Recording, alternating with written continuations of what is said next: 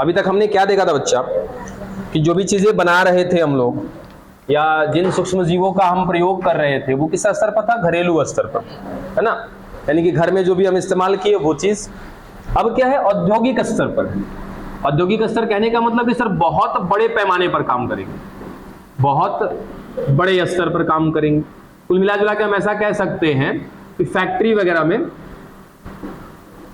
या फिर हमारे मार्केट में जो भी चीजें अवेलेबल होती हैं सेल के लिए, वो कहीं ना कहीं क्या होता है, इंडस्ट्रियल लेवल पे काम होता है। जहां पर काम किया जाता है फैक्ट्रियों में, उसको क्या बोलते हैं, इंडस्ट्री बोलते हैं, ठीक है। और उसको हिंदी में क्या बोलते हैं, औद्योगिक, ठीक है।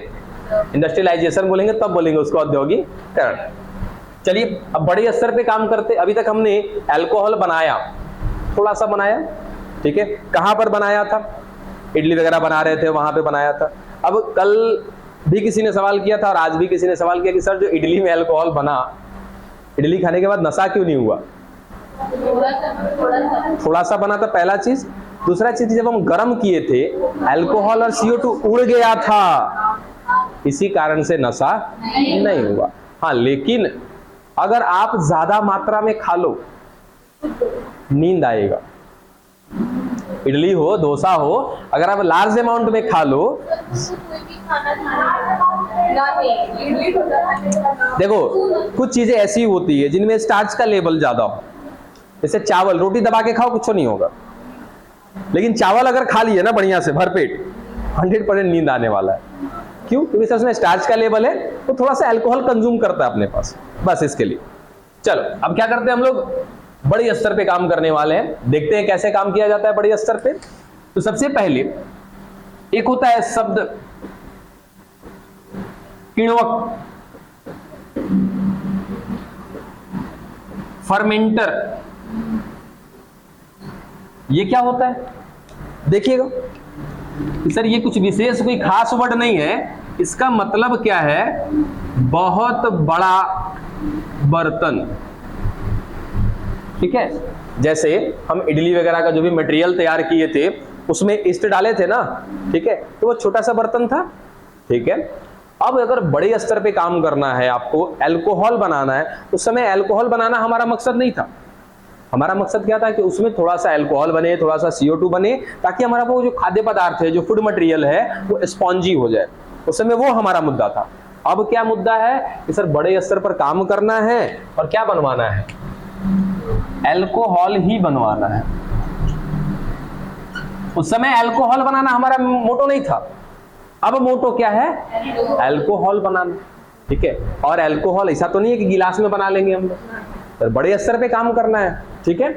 तो उसके लिए क्या किया जाएगा सर, अब अपने घर पे इडली बनाना था, छोटा सा बर्तन लिया था, बड़े स्तर पे काम करने का बहुत बड़ा बड़ा बर्तन चाहिए, ठीक है। आपके बुक में शायद दे रखा होगा पिक्चर कुछ ऐसा,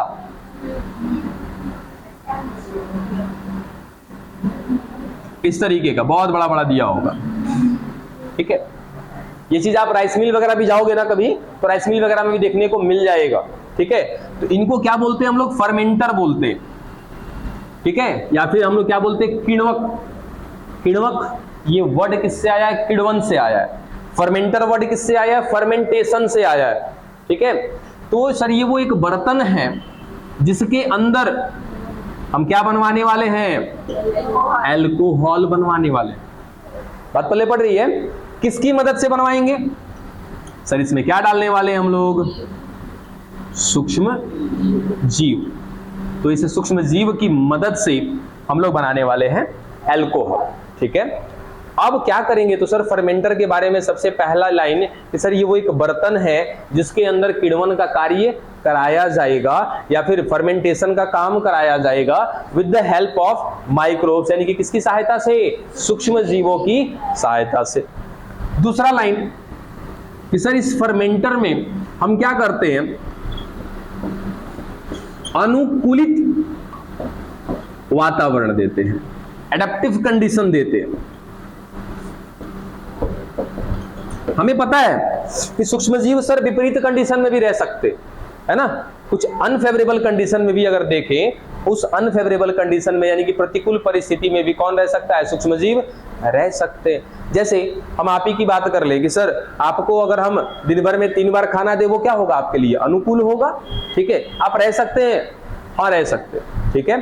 दिन भर में एक बार खाना दे, वो प्रतिकूल परिस्थिति होगी हमारे लिए। क्या फिर भी हम रह सकते हैं ना? रह सकते हैं। लेकिन बेस्ट कौन सा रहेगा?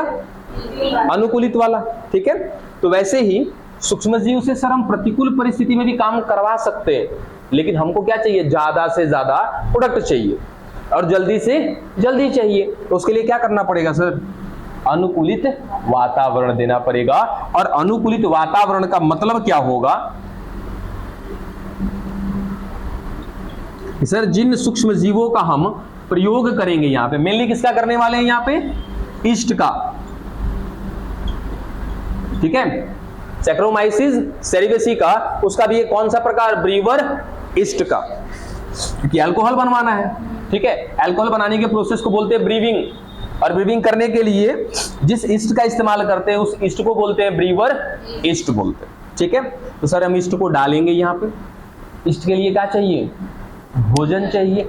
ईस्ट के लिए भोजन कौन होता है? ऑर्गेनिक मैटर, यानी कि कार्बनिक पदार्थ। लो भाई, इसमें हम क्या डाल देंगे? इस बर्तन में, इस फर्मेंटर में क्या डालने वाले हैं? कार्बनिक पदार्थ। अब कार्बनिक पदार्थ के तौर पे क्या डाल सकते हैं? सर गेहूं डाल लो, चावल डाल लो, उन सब में क्या है? कार्बनिक पदार्थ है। कार्बनिक पदार्थ का मतलब क्या? जहां पे कार्बन भी हो और ऑक्सीजन भी हो, सॉरी कार्बोहाइड्रोजन। चलो भोजन दे दिया इसको हमने। भोजन के साथ साथ और क्या चाहिए इसको? इसको काम करने के लिए एक और कंडीशन है सर, अवायवीय परिस्थिति चाहिए। यानी कि इसके अंदर, इस फर्मेंटर के अंदर ऑक्सीजन नहीं जाना चाहिए। यानी कि इसको हम एक ऐसा कंडीशन देंगे जहां पर ऑक्सीजन नहीं हो। क्यों? क्योंकि सर वो जो ईस्ट होगा, क्या कराना होगा मुझे? एनारोबिक रिस्पायरेशन कराना होगा। वायवीय श्वसन करेगा तो अल्कोहल बनाएगा ही नहीं। हमको तो क्या बनवाना है? अल्कोहल बनवाना है। तो बताओ कि ऑक्सीजन देंगे कि नहीं देंगे? नहीं देंगे। ठीक है, ऑक्सीजन अगर दे दिया तो वो प्रतिकूल परिस्थिति हो जाएगी, और ऑक्सीजन नहीं दिया तो ये इस प्रोडक्ट को बनाने के लिए अनुकूल परिस्थिति होगी। ठीक है, चलो भाई, दे दिया हमने यहां पर इसको, क्या? ऑक्सीजन हटा दिया। और पहला, दूसरा, तीसरा, तापमान। और जिस तापमान पर कोई चीज सबसे बेस्ट तरीके से काम करती है, उस टेम्परेचर को कहते हैं ऑप्टिमम टेम्परेचर। ठीक है, क्या बोलते हैं? Optimum temperature. ऑप्टिमम हिंदी में इष्टतम तापमान।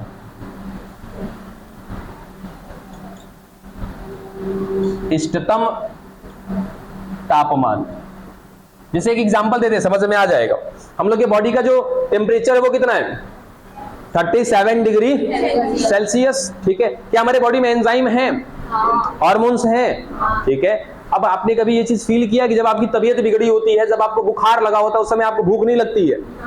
कारण कि सर हमारे बॉडी का टेम्परेचर बढ़ा हुआ है। ठीक है, जिस वजह से हमारे एंजाइम कम काम कर रहे हैं। अब कम काम कर रहा है इसलिए हमको भूख नहीं लग रहा है। इसका मतलब एक चीज यहां से साफ आ जाता है, जब बायोमोलिक्यूल वाला चैप्टर आता है तो वहां पे हम लोग पढ़ते हैं कि जो एंजाइम होते हैं एक विशिष्ट, एक स्पेशल टेम्परेचर पर बहुत अच्छा परफॉर्मेंस देते हैं। बात समझे? जैसे इसको कौन बंद किया है जी? चालू करो, कहीं की गर्मी काहे लग रहा है? दुश्मनी नहीं है हमसे? चलो अब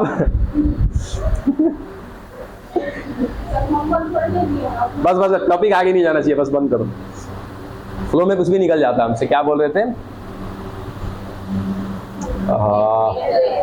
हाँ, टेम्परेचर में कुछ कहने जा रहे थे। रुक जाओ।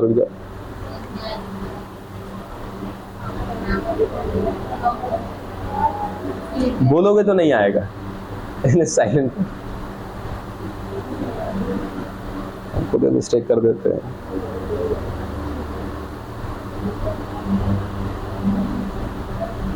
चलो, मिस कर गया, कुछ वर्ड था मिस कर गया।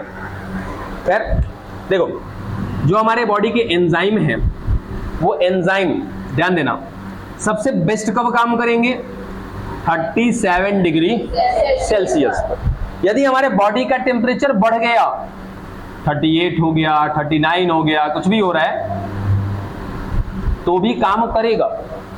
लेकिन काम करने का जो स्पीड होगा वो क्या हो जाएगा, कम हो जाएगा। अगर वो एंजाइम 37 पे 4 प्रोडक्ट बना रहा है तो 38 पे 4 नहीं बनाएगा, उससे कम बनाएगा। या तो टेम्परेचर हम कम कर दें तब भी इसका प्रोडक्ट बनाने का दर क्या हो जाएगा, कम हो जाएगा। ठीक है, तो हम ऐसा कह सकते हैं कि सर जिस तापमान पर एंजाइम सबसे अच्छा काम कर रहा है वो तापमान क्या कहलाएगा, ऑप्टिमम टेम्परेचर कहलाएगा, इष्टतम तापमान कहलाएगा। इष्टतम तापमान किसी एक के लिए नहीं है, इष्टतम या ऑप्टिमम आप किसी भी चीज में लगा सकते हो। जैसे कि सर जो टेम्परेचर इस फर्मेंटर में चाहिए, मतलब कि किण्वक में चाहिए ताकि अच्छा से अच्छा उत्पाद बने, ज्यादा से ज्यादा उत्पाद बने और कम समय में बने, तो वो तापमान क्या कहलाएगा बच्चा, ऑप्टिमम टेम्परेचर कहलाएगा। ठीक है, उसके बाद चौथा बिंदु पीएच वैल्यू। ठीक है, अब जितना पीएच वैल्यू, अब जो अल्कोहल बना रहा है, जो प्लांट में बन रहा है, वो लोग जानते हैं कितना पीएच वैल्यू रखना है इसके अंदर का, वो सब कुछ कंडीशन मिला के हमने क्या बोला है सर, अनुकूलित वातावरण चाहिए। और अनुकूलित वातावरण के अंतर्गत टोटल कितने बिंदु दिख रहे हैं, 4। पोषण देना है हमको ईस्ट को, उसके साथ साथ क्या करना, ऑक्सीजन को हटा देना है ताकि वो क्या करे, अवायवीय श्वसन करे, एनारोबिक रिस्पायरेशन करे, जिससे क्या बनेगा, ज्यादा से ज्यादा अल्कोहल बनेगा। उसके बाद एक बेस्ट टेम्परेचर चाहिए जिस वजह से उस समय क्या करे, वो ज्यादा से ज्यादा अपनी संख्या बढ़ा सके, ज्यादा से ज्यादा क्या कर सके, काम कर सके। और एक चौथा बिंदु क्या कि सर पीएच वैल्यू भी कहीं ना कहीं एक फिक्स लेवल में होना चाहिए ताकि वो अच्छे तरीके से काम कर सके। कुल मिलाजुला के सर फर्मेंटर वो एक यंत्र तो नहीं कह सकते फिर भी, लेकिन क्या एक बहुत बड़ा बर्तन है जिसके अंदर हम सूक्ष्म जीवों को डालेंगे, उसके साथ साथ उससे क्या बनवाएंगे, हम उत्पाद बनवाएंगे। ठीक है, अब सर हमने इसमें डाल दिया, अब उसके डालने में क्या क्या ले सकते हैं, जैसे अंगूर ले सकते हो। ठीक है, अंगूर, किशमिश, मतलब बनाने के ऊपर है, जौ,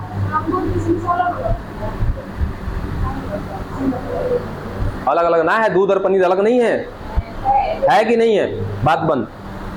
जौ, गेहूं, धान, मतलब कि भाई साहब कोई भी जब देखो, अब अलग अलग चीजें बनाने के लिए अलग अलग चीजों का इस्तेमाल किया जाता है। ठीक है, तो इन सब में से किसी का इस्तेमाल किया यहाँ पर, उसके बाद क्या डाला, सूक्ष्मजीव डाला, उसके लिए सारा कुछ कंडीशन हमने यहाँ पर दे दिया।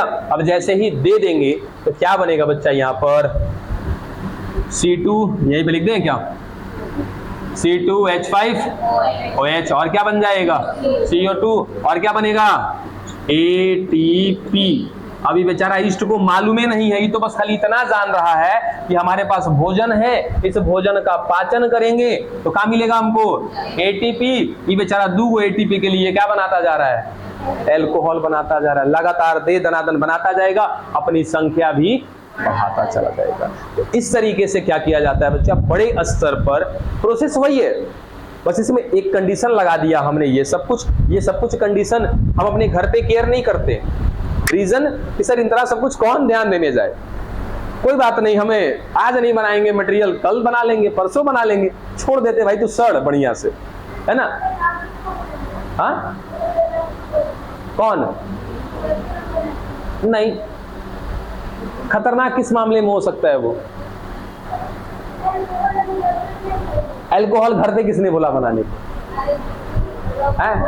हम घर वाले में अल्कोहल की बात ही नहीं की है, हम तो वो इडली वगैरह का बात किए थे।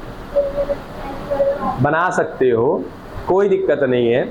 ठीक है, कितने लोग इसमें इतना समझते हो कि महुआ चुआया जाता है, लगभग सभी जानता है। ठीक है, बेचारी बहुत शुद्ध है, उसको नहीं पता है। अरे बस महुआ चुआना मतलब, महुआ देखे हो, किशमिश के जैसा होता है महुआ। ठीक है, थोड़ा सा उसमें गंध होता है, एक अलग ही खास किस्म का गंध होता है। उस महुआ को भिगो करके उसमें वेपराइजेशन कराया जाता है, और वेपर के दौरान उसका जो वाष्प बनता है, हाँ बस उसका एक एक बूंद पानी को जो इकट्ठा कर लिया जाता है, और जो बनता है बड़ी भयंकर वाला अल्कोहल बनता है, जो बनता है बहुत भयंकर वाला अल्कोहल बनता है वो। ठीक है, तो ये देहात वगैरह में बहुत आसानी से बना लेते हैं लोग, कुछ नहीं है, वो छोटा सा बर्तन लगता है, बस कुपी उपी लगा के तैयार हो जाता है व्यवस्था। ठीक है, हाँ, वाष्प से काम किया जाता है, वहां भी थोड़ा बहुत उसको सड़ाया जाता है। ये प्रोसेस है, बड़े पैमाने पे काम करते हैं हम लोग। डन। एक वर्ड है और अच्छा देखो, इतना सब कुछ करने के बाद एक शब्द है हिंदी का आसवन। हिंदी का एक शब्द है आसवन, ठीक है। अरे बस करो, आसवन इसको बोलते हैं बच्चा हम लोग इंग्लिश में माल्टिंग।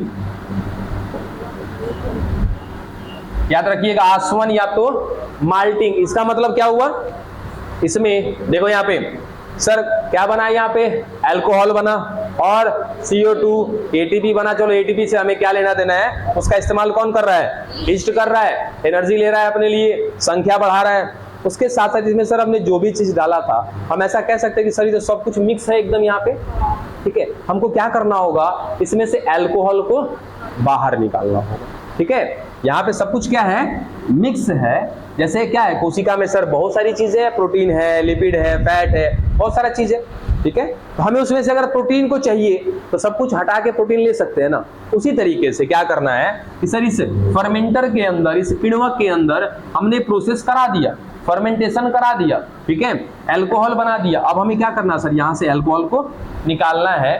तो अल्कोहल को निकालने के लिए जो बच्चा एक प्रोसेस है फिल्ट्रेशन,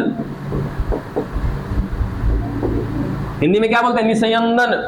तो फिल्ट्रेशन करना, साफ सफाई करना और यहां से अल्कोहल को अलग करना, वही प्रोसेस क्या कहलाता है, आसवन कहलाता है। इंग्लिश में बोलते हैं इसको माल्टिंग। माल्टिंग क्या है, the malting is a process by which we are going to separate specially alcohol from fermenter. समझ में आया? ये एक ऐसी प्रक्रिया है आसवन, जिसमें हम लोग क्या करते हैं कि इस फर्मेंटर, इस किण्वक में बने हुए अल्कोहल को छानते हैं, अलग करते हैं, पृथक करते हैं, ठीक है। अब आसवन हर एक जगह पे नहीं किया जाता है।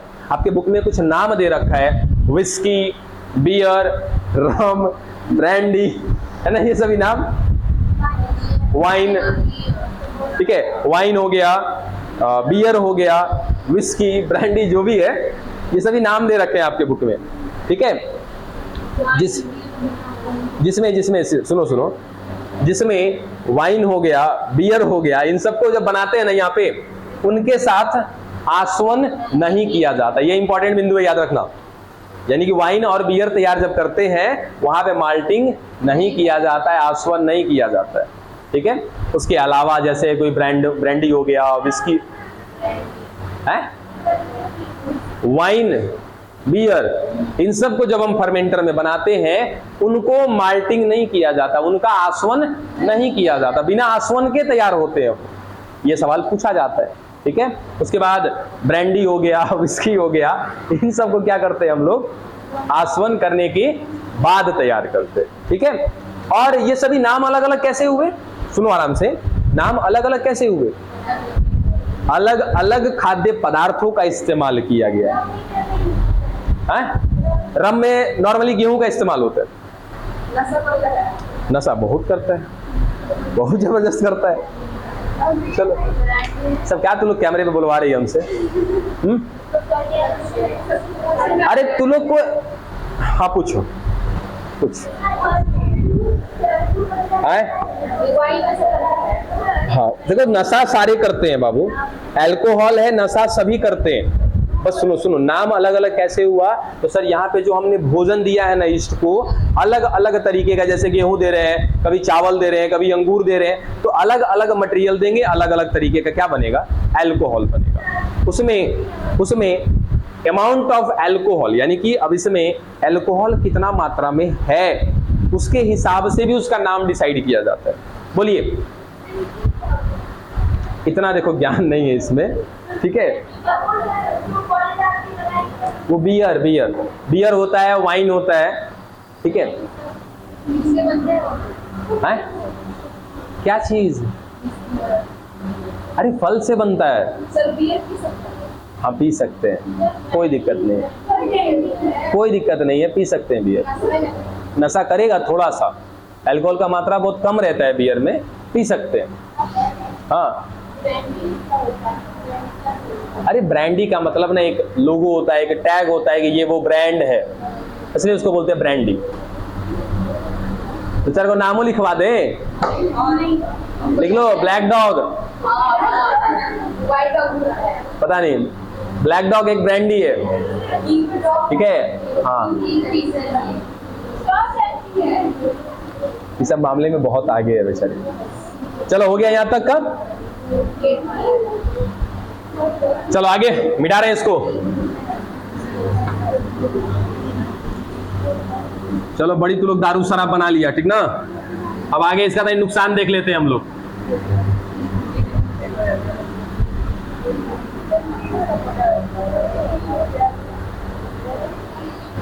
देखो एक वर्ड याद रखिएगा, लीवर सिरोसिस, ठीक है। वर्ड क्या है? Liver cirrhosis. इसका मतलब पता है क्या होता है सर? ये एक स्थिति है, ये एक कंडीशन है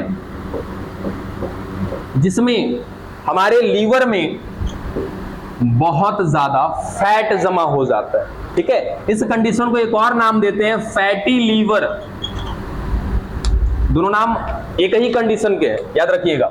चाहे आप लीवर सिरोसिस कह लो या तो आप क्या कह लो, फैटी लीवर कह लो, दोनों का जो सिचुएशन है, जो कंडीशन है, वो क्या है? सेम है, ठीक है।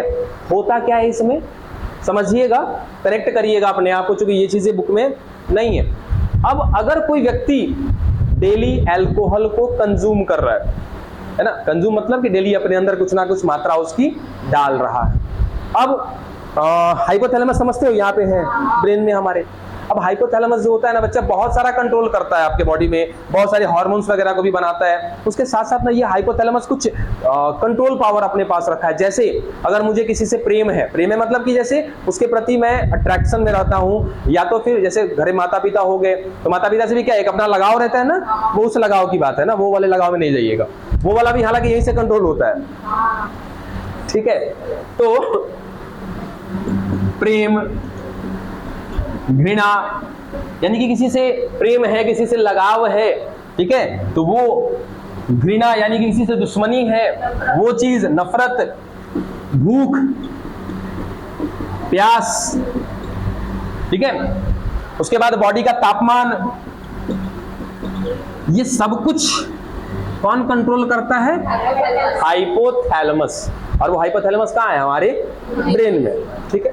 अब देखो दिक्कत क्या होता है कि कोई व्यक्ति जब क्या कर रहा है, अल्कोहल का सेवन कर रहा है, ज्यादा मात्रा में कर रहा है या कम मात्रा में कर रहा है वो अलग की बात है, वो डेली सेवन कर रहा है, ठीक है। दिक्कत क्या होगा?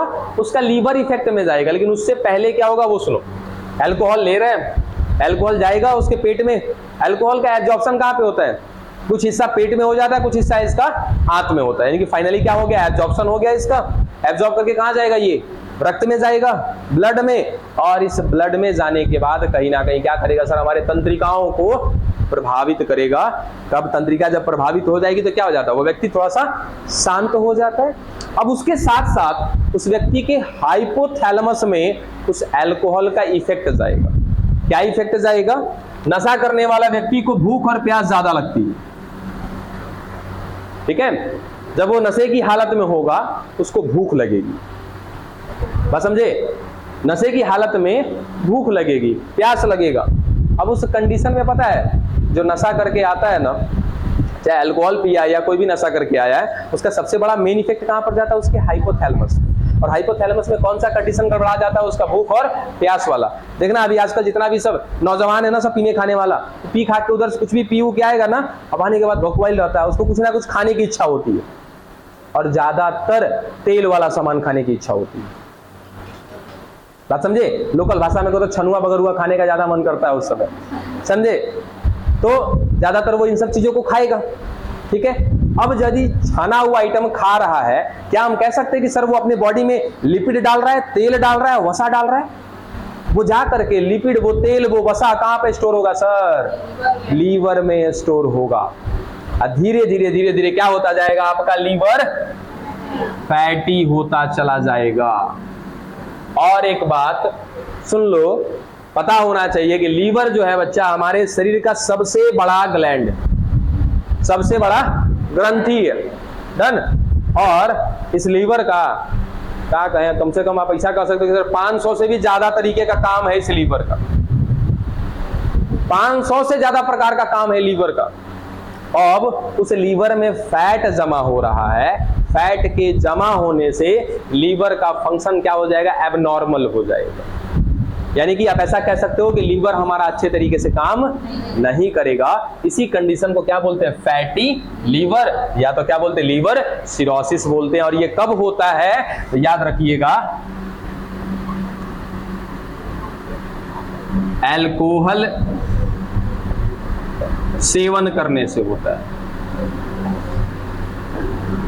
ये कई दफा पूछा गया है कि लीवर सिरोसिस या फैटी लीवर का आने के लिए जिम्मेदार कौन है, अल्कोहल। यदि कोई व्यक्ति ज्यादातर अल्कोहल का या लगातार अल्कोहल का सेवन करेगा, उसके अंदर उसका हाइपोथैलेमस में थोड़ा सा चेंज आएगा, हमेशा उसको भूख और प्यास की भावना रहेगी। जब भी वो मार्केट में होगा या कहीं पर होगा, कुछ ना कुछ उसको चटक मटक खाने का मन करेगा, और वो चटक कहीं ना कहीं उसके लीवर को जाके चटका देगा, समझे, और वो बेचारा किसी दिन इस दुनिया से छटक जाएगा।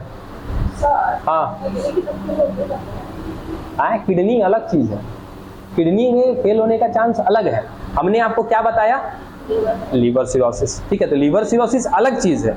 अब बाकी दारू पियो, शराब पियो, विस्की, ब्रांडी, रम, जो पर पीना है पियो, सब क्या है, लिक्विड है। लिक्विड कहाँ पर जाता है सर, हमारे बॉडी में छनने के लिए किडनी में जाता है। तो किडनी में जाएगा तो किडनी को तो प्रभावित करेगा ना, तो बात समझे। तो किडनी इफेक्ट में आएगा, वो एक अलग का कंडीशन है। हम बात कर रहे थे किस कंडीशन का, फैटी लीवर का, ठीक है। और इसका तात्पर्य कहां से, इसका कनेक्शन कहां से, अपने हाइपोथैलेमस से, समझे। चलो ये हो गया। आगे, अच्छा, ये आपके दिमाग में नहीं आया कभी कि सबसे पहले ससुरा ये दारू शराब बनाया कौन होगा। हालांकि ये सब तो देखो बहुत पहले से चलता आ रहा है, राजा महाराजा के समय से चलता आ रहा है। मदिरा इसमें बड़ा लगता था कि शानो शौकत वाला नाम है, ये लगता था कि कहीं का राजा महाराजा है वो। अरे कहाँ है, अंड बंड नहीं बोला करो, बता दे रहे हैं। हमेशा मूड एक जैसा नहीं होता है बाबू। किसी दिन लपेटे में आ जाओगे, उस दिन से एकदम पूरे सेशन शांत हो जाओगे। बस हंसते रहते हैं, उसका आनंद लीजिए। कभी कभार याद दिलाते हैं ना कि पहला दिन मेरा फर्स्ट डे फर्स्ट ईयर का। अब जिन्होंने अटेंड किया उस समय तो ये लगता है कि इस बंदे के साथ तो नहीं पढ़ पाएंगे हम लोग। चलो इधर देखो, हाँ बात कर रहे थे किसकी, सर ये जो आदत लगी शराब पीने की, ये हम पढ़ चुके हैं। ये आदत वाली बात हम लोग पढ़ चुके हैं। हैबिचुअल हो जाता है आदमी, लत लग जाता है। कैसे लत लग जाता है कि जो चीज, जो रसायन हम अपने बॉडी में डालते जा रहे हैं ना, वो बॉडी हमारा उस पर क्या हो जाता है, डिपेंडेंट हो जाता है। अब चाहे जरूरत उसकी हो या ना हो, फिर भी आपसे डिमांड करेगा ही करेगा। तो वो लत में कन्वर्ट हो जाता है, वो आदत में कन्वर्ट हो जाता है। लेकिन सवाल ये है कि सर ये आदत दिलाया कौन। तो पहले हम ये पता करें, सबसे पहले ये शराब बनाया कौन, ठीक है। वही व्यक्ति जिम्मेदार होगा। शायद सभी लोग उनका नाम जानते हो,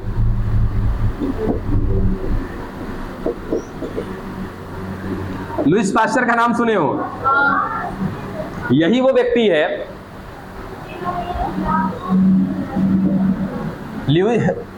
लुइस, ठीक तो था ना, एक मिनट,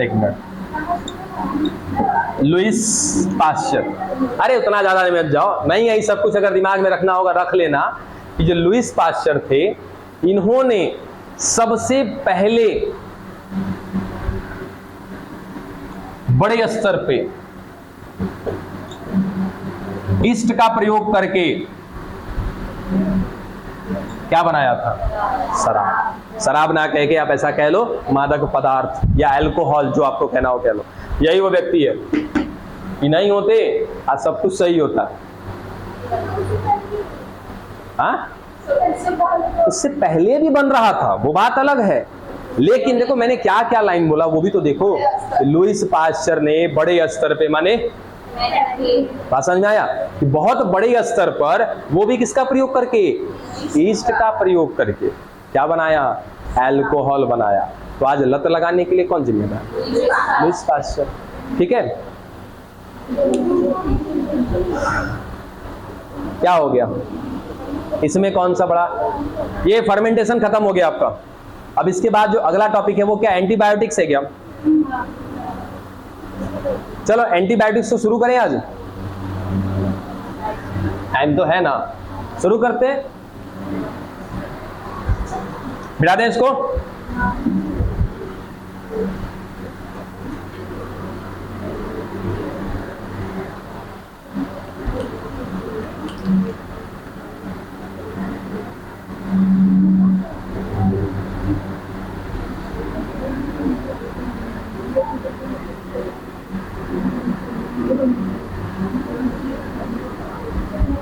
तो बतियाने से नहीं मानेगी।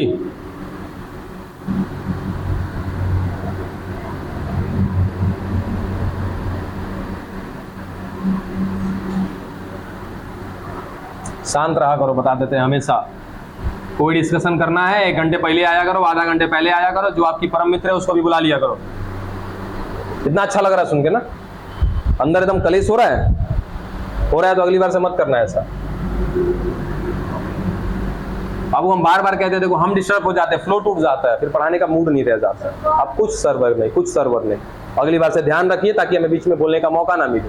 बस देखिए, प्रतिजैविक एंटीबायोटिक्स, ठीक है, इसका अर्थ दे रखा है आपके एनसीईआरटी में। इस वर्ड का अर्थ है, देखिए क्या अर्थ निकलता है, आराम से देख लेना एनसीईआरटी में, बाद में देखिए। पहले फिलहाल अगर हम इसका संधि विच्छेद करें बच्चा, ठीक है, तो 2 शब्द मिलता है, एक मिलता है एंटी, दूसरा मिलता है बायोटिक्स। हिंदी में कहे तो पहला मिलता है प्रति, दूसरा मिलता है जैविक। अब इस प्रति का मतलब क्या होता है? किसी के खिलाफ, ठीक है, जैसे नॉर्मली हम कुछ बातचीत कर देते हैं, अगर आप किए हैं तो ठीक है, नहीं भी किए तो अलग बात है। इस शब्द का इस्तेमाल करते हैं, जैसे अपने गली मोहल्ले में कोई लोग है ना, तो कुछ काम करना होता है तो सपोर्ट की जरूरत होती है, तो लोग कहते हैं कि अरे वो हमारे आदमी है, वो मेरे सपोर्ट में आ जाएंगे, तो उसमें हम ये इस्तेमाल करते हैं वो ससुरा एंटी आदमी है हमारा, वो मतलब वो हमारे खिलाफ रहता है। बात समझे? तो एंटी या प्रति, इसका मतलब क्या है कि सर अगर कोई किसी के खिलाफ काम कर रहा है, कोई किसी के खिलाफ चल रहा है, उसको क्या नाम दिया जाता है? प्रति, ठीक है, या तो एंटी। अब ये जैविक शब्द का मतलब क्या है? जीवन।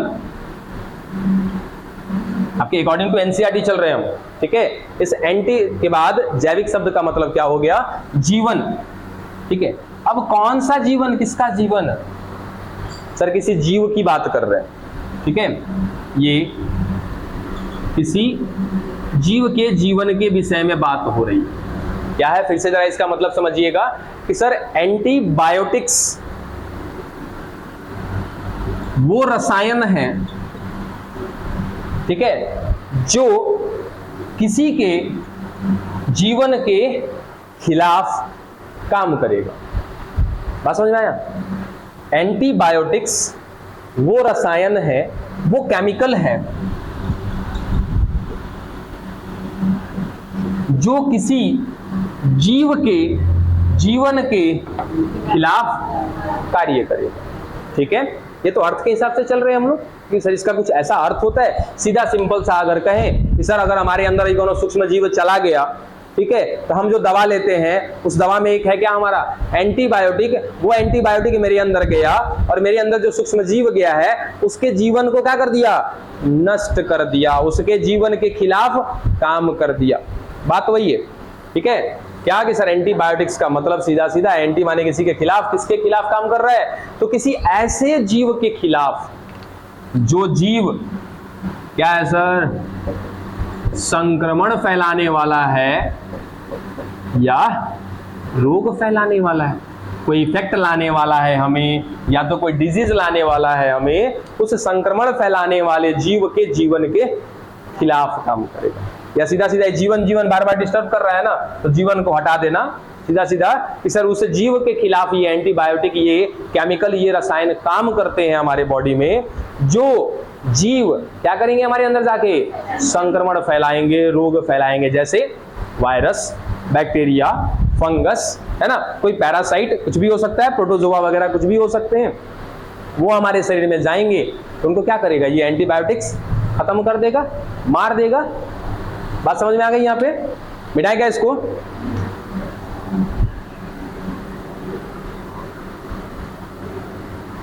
इसको लॉजिकली जरा समझ के देखते हैं, कुछ बात इसमें है, बहुत अहम है। इसको लेट नहीं हो रहा है ना? अच्छा, यहां से क्लासेस भी है ना आपकी, कोई बात नहीं, टाइम से छोड़ देंगे। देखो,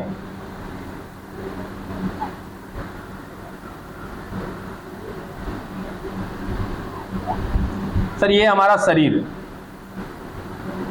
जस्ट मान लेते इसमें मिल रही है हमारी कोशिका, ठीक है, पूरा हमारा शरीर, इस शरीर में मिल रही है कोशिका। इस कोशिका में बहुत सी चीजें होंगी, ठीक है। हम स्पेशली बात करते हैं क्या कि सर इसमें आ गया एक जीवाणु,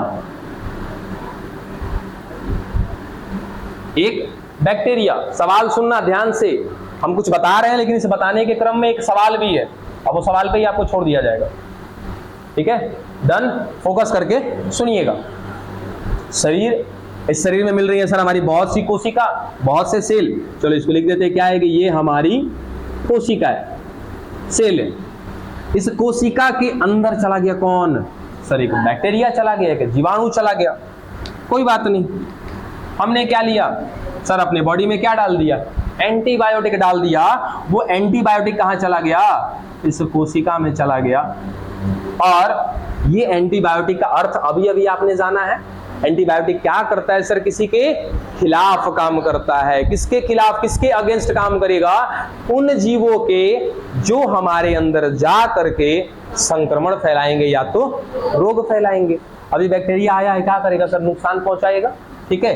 तो ये क्या करेगा? एंटीबायोटिक इसको मार के खत्म कर देगा। सर मार दिया, खत्म कर दिया, कहानी इसकी खत्म हो गई, ठीक है।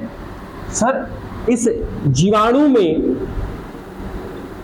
जीवन था, जीवाणु में जीवन था, इसीलिए देखो जीवन वर्ड को पहले हमने लिया था। क्या किया है एंटीबायोटिक ने? एंटीबायोटिक ने किसी के जीव के जीवन के खिलाफ काम किया।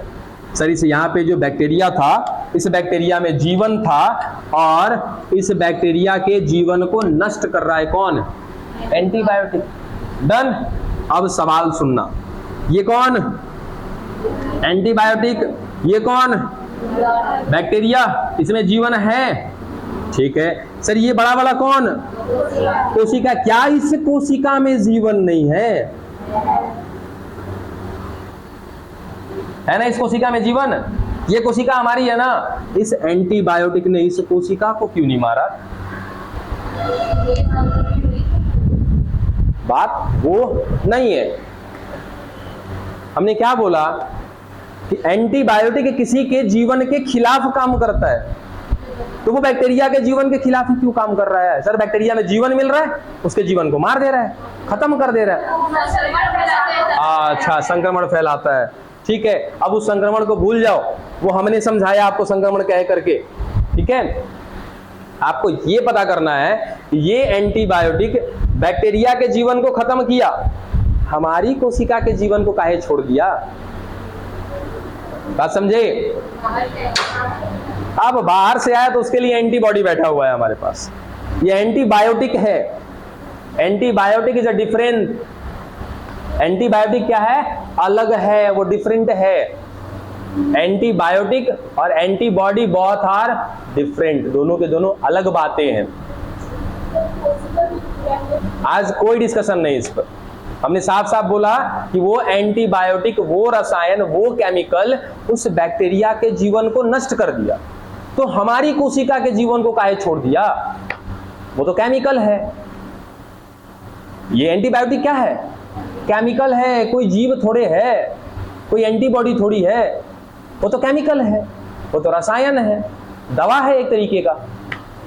वो हमारी कोशिका को क्यों छोड़ रहा है? डन। ये सवाल एकदम बड़ी इंपॉर्टेंट है, पढ़ोगे तो मिलेगा।